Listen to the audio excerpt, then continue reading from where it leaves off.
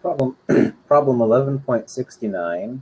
We want to figure out what the maximum weight is that you can hold in this situation that was set up in example 11.4. We want to express this as a function of the maximum tension that the tendon can sustain, and LD and H. And our expression should not include this angle theta. And then the tendons of different primates, it says, are attached at different values of D.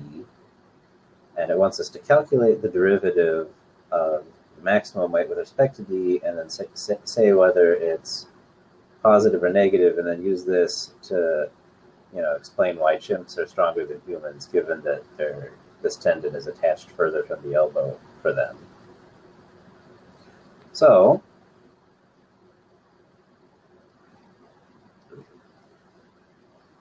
to begin with, a free body diagram is always helpful. So if we imagine this is our forearm here, we have some forces at the elbow joint. We have the tension in the tendon, which is at our angle theta. This distance is D. D. The weight is acting over here.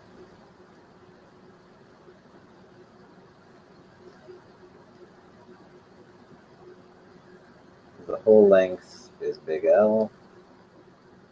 And then the height to the attachment point in the upper arm of the tendon is H. So, and that's the distance from the elbow to point B here. So now, if we want the torque to sum to 0 at the elbow,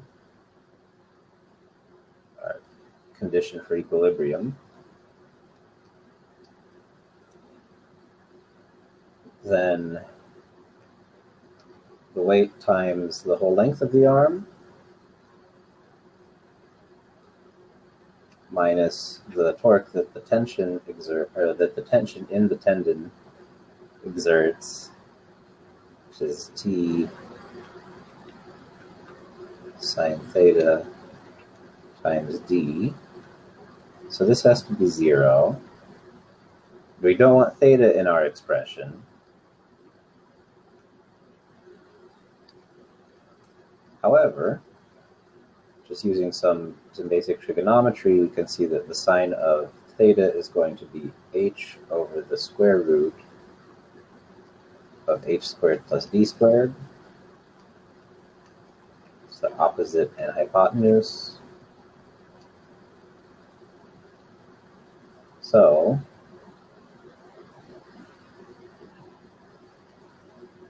W is equal to the tension times h times d divided by the square root of h squared plus d squared.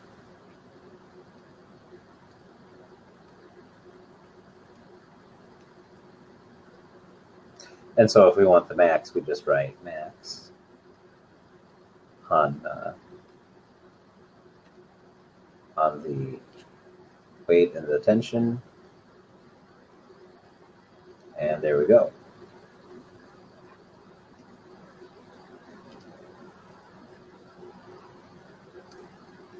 Now for part B, we just want to take the derivative of this with respect to D.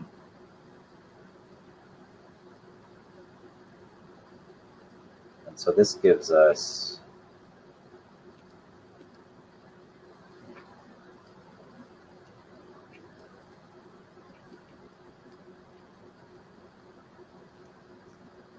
just for brevity, we'll write M for max. So then this is equal to the maximum tension times H divided by L. Oh, I forgot an L in the denominator here.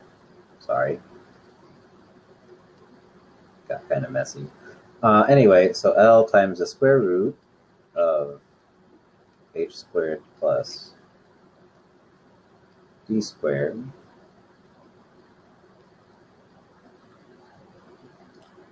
this will be multiplied by 1 minus d squared over h squared plus d squared